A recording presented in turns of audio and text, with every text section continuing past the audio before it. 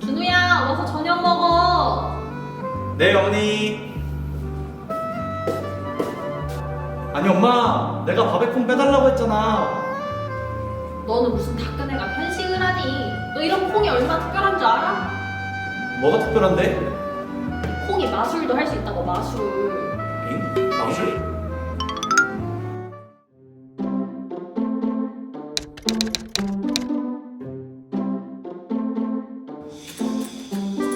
아, 이거 어딨지? 뭐야? 콩의 마술? 이건가? 오, 이건가 보네. 근데 효소, 요소, 양배추짓이야, 이런 건 뭐지? 아, 옆에 설명해놓은 동영상이 있구나. 한번 봐야겠다.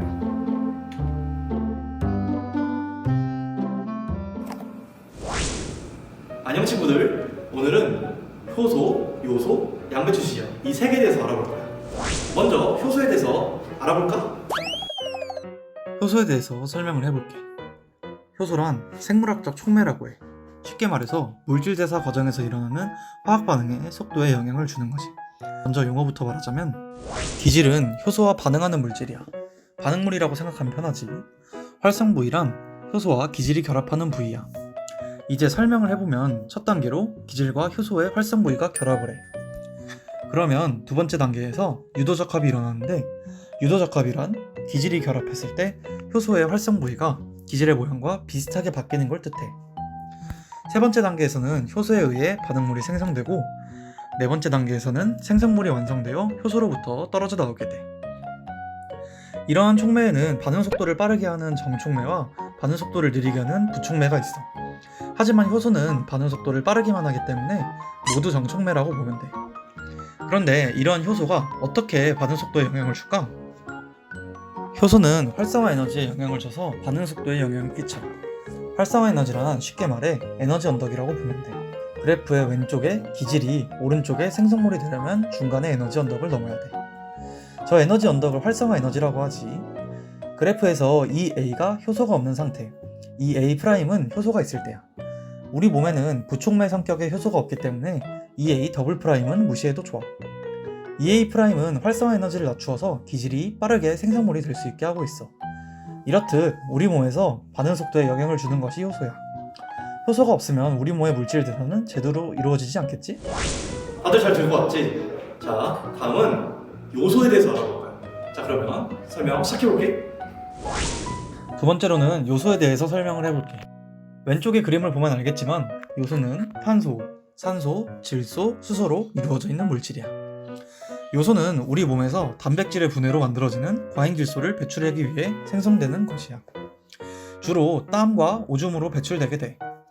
우리 몸뿐만 아니라 식물들은 성장에 있어서 질소를 매우 필요로 하는데, 질소를 보충해주기 위해서 요소를 이용하여 비료를 만들어서 뿌리기도 하지. 모두 잘 이해했지? 이제 양배추 지시학에 대해서 설명해볼 거야. 자, 가보자고. 먼저 지시학에 대해서 말해보자면, 지시학이란 화학 반응의 변화를 감지할 수 있는 물질이야. 대표적으로 산염기 변화를 감지하는 산염기 지시학이 있지. 그런데 이러한 지시학을 집에서도 쉽게 만드는 방법이 있어. 바로 양배추를 이용하는 방법이야. 지금부터 설명해줄게.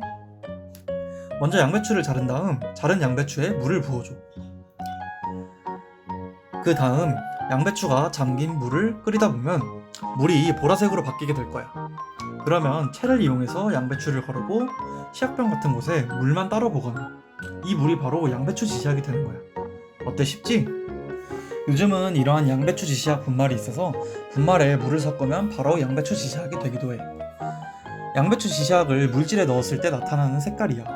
빨간색, 보라색 등으로 나타나면 산성이라는 의미고, 주황색, 노란색 등으로 나타나면 염기성이라는 의미야. 한번 테스트 해볼까?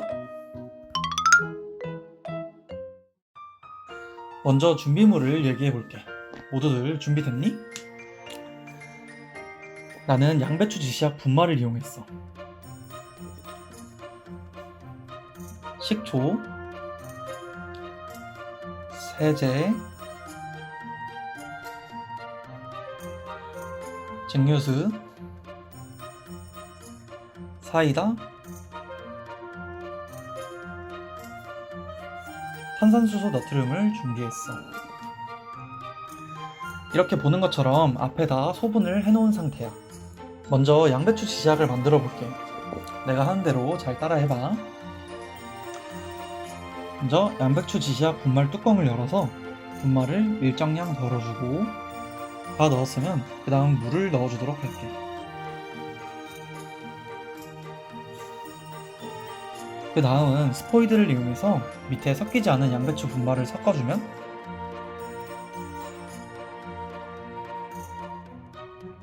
자, 이렇게 양배추 지시약이 완성됐어. 이제 이렇게 만든 양배추 지시약을 식초, 비눗물, 증류수, 사이다, 탄산수소 나트륨 용액을 이용해서 테스트를 해볼게. 테스트는 쉬워. 양배추 지시약을 각 용액에 섞어주기만 하면 돼. 자, 이렇게 차례대로 섞으면 바로 색깔이 변하지? 차례차례 넣어주면서 섞으면 돼. 이때 넣어주는 양은 특별하게 정해져 있지 않아. 적당량 넣어주면 돼.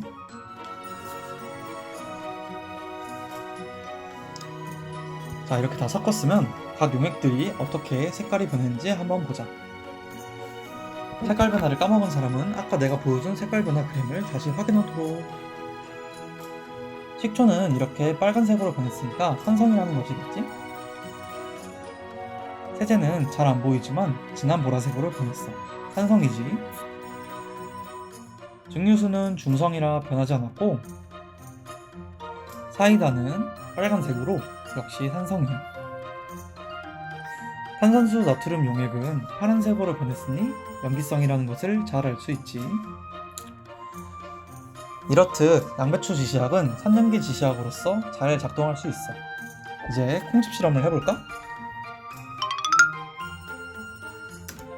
이제 양배추 지시약도 테스트를 해봤으니 이 양배추 지시약을 가지고 콩즙 실험을 해볼게. 준비물을 보면 먼저 요소가 있어. 영어로 요소를 우레아라고 하지? 앞에 이렇게 소분을 해놨어. 그 다음 콩가루를 준비했어.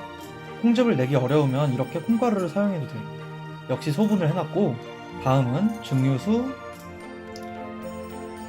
양배추 지시약 분말을 준비했어. 이제 소분해놓은 요소에 물을 부어줄 거야.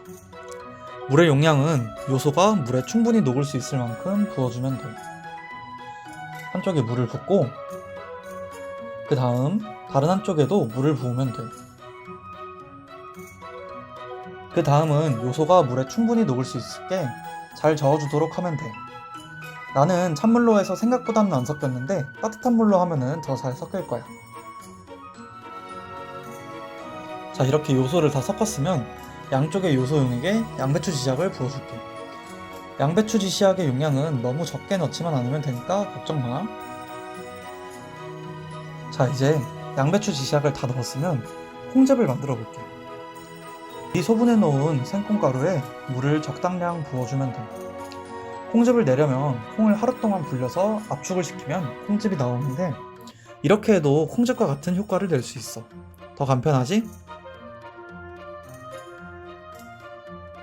자, 그러면 아까 요소 용액과 양배추 지시약을 섞은 용액에 한쪽에만 콩즙을 넣어주도록 할게. 이것도 용량은 너무 적지 않게 넣으면 돼. 넣고 섞다 보면 신기한 일이 일어날 거야. 자, 한번 봐봐. 오, 보여? 점점 색깔이 파란색으로 변하고 있어. 여기서 조금 더 섞어주면, 짠! 이렇게 콩즙을 넣고 섞다 보면 파란색이 되는 것을 볼 수 있어. 그런데 왜 이렇게 콩즙 하나 넣었다고 이러한 일이 일어나는 걸까? 콩즙에는 파란색이 하나도 없는데 말이야. 이제부터 선생님이 그 이유를 알려주도록 할게. 결론부터 얘기하자면 유레이스라는 효소 때문이야. 유레이스는 콩즙에 많이 들어있는데 요소를 암모니아로 바꾸게 돼.